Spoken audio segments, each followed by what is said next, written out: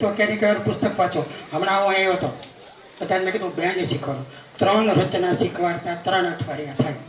અહીંના છોકરા માત્ર 1 કલાકમાં 3 રચના વગાડતા શીખી ગયા. મને બહુ જ આનંદ થયો. ભીમસિંહભાઈ, તમે છોકરાનો જે માનસિક વિકાસ કરી રહ્યા છે અને તમે છોકરાનું જે ગ્રહણશીલ વ્યક્તિત્વ વિકસાવી રહ્યા છો એ જબરજસ્ત વિકાસ કરી રહ્યા છે. તમને ધન્યવાદ આપું છું. અને તમે ભાણવડમાં જે પ્રયોગ થઈ રહ્યો છે, જે છોકરાને અનૌપચારિક શિક્ષણ આપીને દુનિયા અત્યારે એનો અભ્યાસ કરવા આવે છે, તમને એ સામાન્ય લાગે છે? અમને શિક્ષણ જગતને મોટું લાગે છે કે આ 17 છોકરાઓ જે ભણી રહ્યા છે અને ભણવા માટે 1 પૈસો લેવાનો નહીં.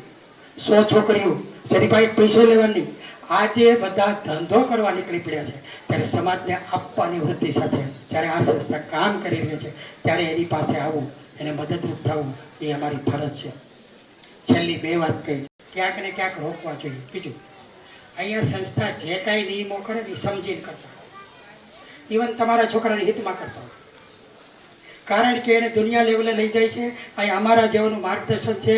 અહીંયા ડૉક્ટર નવનીત રાઠોડ આવે, અહીંયા તમે જુઓ તો અહીંયા મોટા મોટા ઇતિહાસકારો પલાણ સાહેબ જેવા આવે, ખેર ખાવો અહીંયા આવે છે, પૂછે છે, ગાઈડન્સ આપે છે. એ પ્રમાણે આ સંસ્થા ચાલે છે. ભીમજીભાઈ તો અમારી દ્રષ્ટિએ મેનેજમેન્ટ કરનારા છે, સિદ્ધાંતો અમે આપીએ છીએ. ભીમજીભાઈ આમ કરો એટલે આ સંસ્થા દરજ્જે છે.